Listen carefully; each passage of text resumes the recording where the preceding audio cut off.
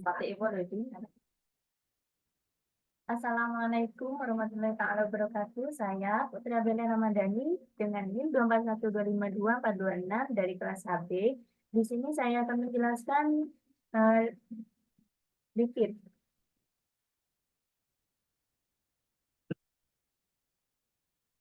Untuk kelompoknya ini sudah ada ya. Saya dari kelompok 7. Untuk asam lemak adalah ialah asam karboksilat berantai panjang yang tersusun atas gugus karboksil, di mana rumusnya itu min COOH. Dan rantai hidrokarbon asam lemak merupakan komponen struktural utama penyusun sebagai jenis lipid dalam tubuh.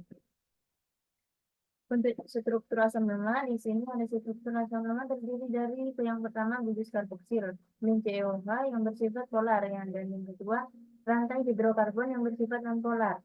Panjang rantai dan jenis ikatan pada asam lemak akan menentukan sifat fisik dan biologis lipid yang berbentuk.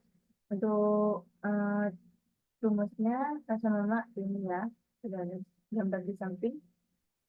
Asam lemak jenuh yang tidak memiliki kata tangkap dan umumnya berbentuk padat, di mana di sini ada asam laurat, asam miristat, dan asam palmitat, dan yang terakhir ada asam asetat.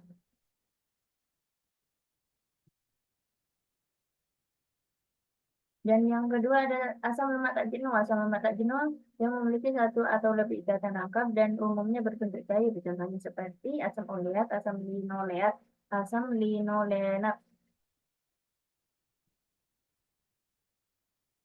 Untuk definisinya, lipid adalah kelompok senyawa biologis yang bersifat heterogen dan berkaitan dengan lemak. Jadi tidak larut dalam air tetapi larut dalam pelarut organik sehingga memiliki fungsi khusus dalam tubuh, terutama sebagai sumber energi dan penyusun struktur sel.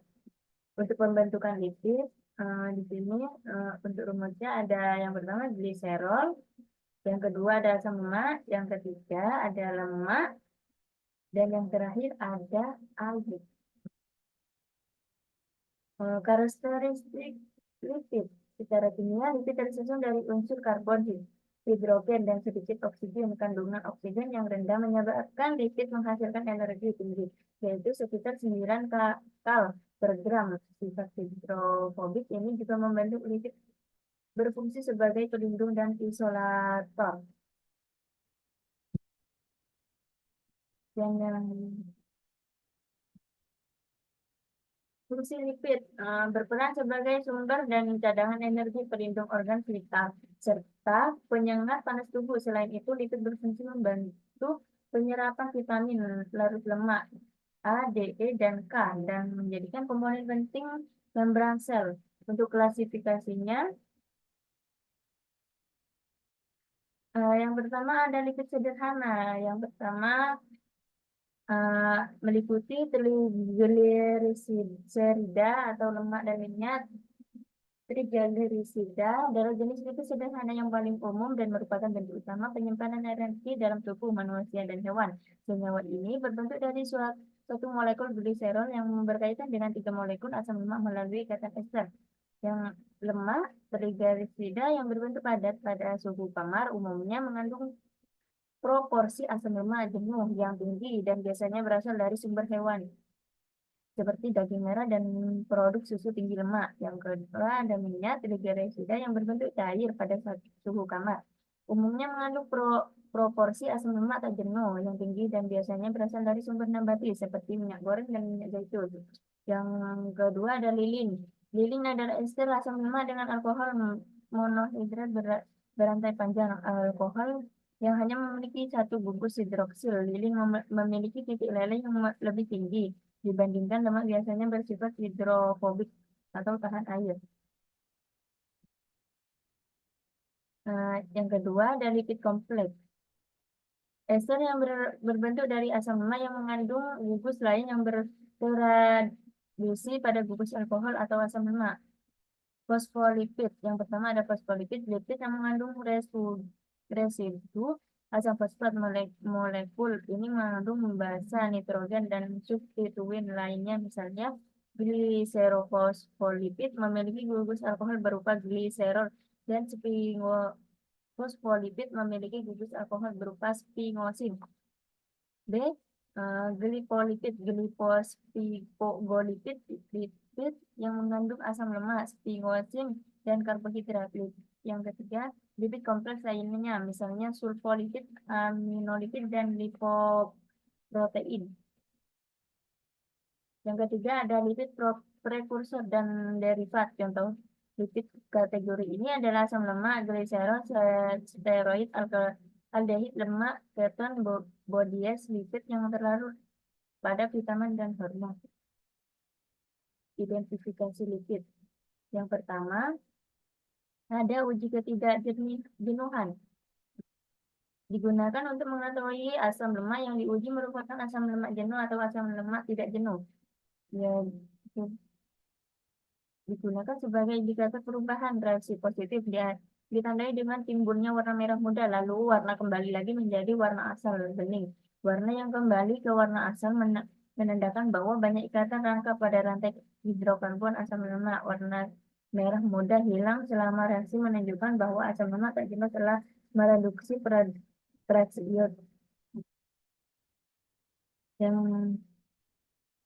untuk hasilnya ketidakjenuhan pada lipid di sini ada sampel minyak kelapa dan margarin, yang dimana minyak kelapa ini sebelumnya berwarna kuning bening. Setelah diuji pada lipid menjadi pink bening kemudian putih bening. Keterangannya jenuh. Untuk hasilnya jenuh.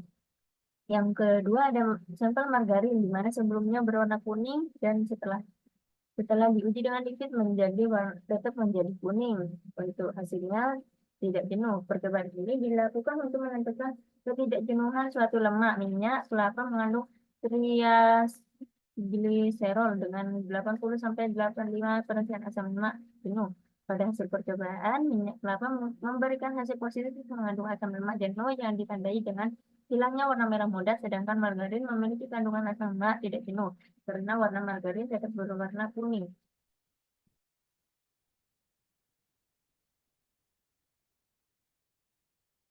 Untuk persamaan reaksi umum uji ketidakjenuhan, nah, reaksi percobaan di sini untuk rumusnya yang pertama ada asam lemak tidak jenuh dengan plus I2. Untuk hasilnya menjadi asam lemak jenuh.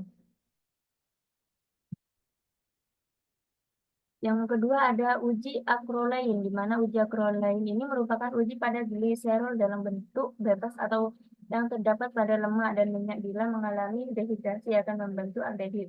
Asilat atau disebut juga dengan acrolein. Reaksi positif terjadi apabila lemak yang dipanaskan dan terhidrasi memiliki bau lemak terbakar dengan asap putih. Pada percobaan ini digunakan sampel minyak kelapa dan gliserol. Percobaan ini bertujuan untuk menunjukkan bahwa minyak mengalami dehidrasi yang akan menimbulkan acrolein. Dari hasil percobaan, kedua sampel memiliki bau tangi, menyengat setelah dilakukan uji acrolein. Ketengian dari kedua sampel disebabkan oleh adanya reaksi antara molekul oksigen dengan asam lemak berkaitan ganda. Ketinggian juga terjadi bila gliserol yang mengandung asam lemak tak jenuh mengalami proses oksidasi. Di mana di sini ada sampel minyak kelapa yang sebelumnya bau minyak, setelah diuji dengan pada lipid berubah jadi tengi. Untuk ke hasilnya itu positif acrolein. Untuk yang kedua ada sampel gliserol tidak berbau sebelumnya. Setelah diuji dengan lipid berbau tangi. Itu hasilnya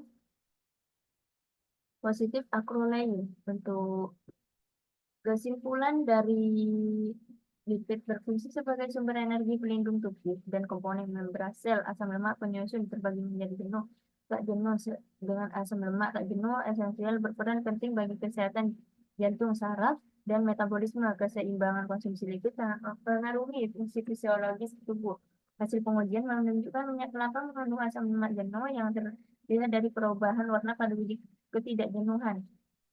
Sedangkan margarin tetap kuning sehingga tergolong mengandung asam lemak tak jenuh. Pada uji acrolein, kedua sampel menghasilkan bau tangi akibat terbentuknya acrolein dari dehidrasi gliserol. Hal ini menegaskan bahwa minyak kelapa lebih kaya asam lemak jenuh. Sementara botany pada keduanya menandakan terjadinya oksidasi dan dehidrasi asam lemak.